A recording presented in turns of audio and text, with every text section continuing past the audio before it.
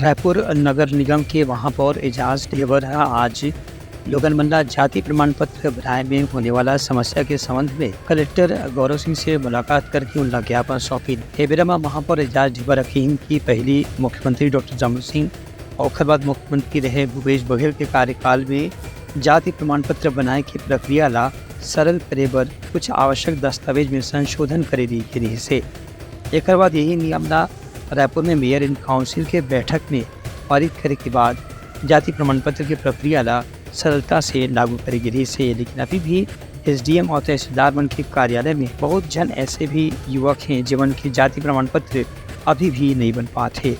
एक मन ला सहायता पहुँचाए की जरूरत है। जाति प्रमाण पत्र को सरलीकरण को लेकर आदरणीय कलेक्टर साहब से आज चर्चा की गई। बात हुई थी कि इसमें रमन सिंह जी के समय से और उसके बाद फिर भूपेश बघेल जी ने भी इसको सरलीकरण किया।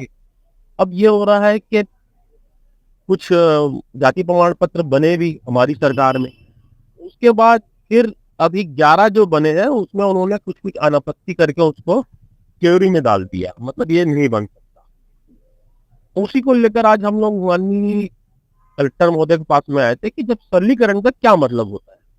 हमने बात की क्या जो पढ़ा लिखा है क्या सिर्फ उसी के ही बच्चों का जाति प्रमाण पत्र बनेगा, जो पढ़े लिखे नहीं है तो क्या उनके जाति प्रमाण पत्र नहीं बनेगा।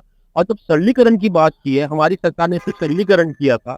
सरलीकरण का मतलब ये होता है कि जिस वार्ड में जिस मोहल्ले में और वहाँ के जो समाज के जो प्रमुख लोग होते हैं वो अगर किसी चीज में लिख के देते हैं, उनके लिखने के बाद फिर वो मुद्दा आता है एमआईसी में, एमआईसी के बाद फिर पास होता है, फिर वो सामान्य सभा में आता है। सामान्य सभा में आज मैंने इसी बात को किया, जब कितने सारे लोग लिख के दे रहे हैं, उनके जाति के प्रमुख लिख के दे रहे हैं, उसके बाद फिर वो मुद्दा एमआईसी में आ रहा है, एमआईसी के बाद फिर वो मुद्दा सामान्य सभा में आ रहा है, सामान्य सभा से पास होने के बाद उसके बाद फिर इसमें क्यूरी हो रही है। ये ठीक नहीं है।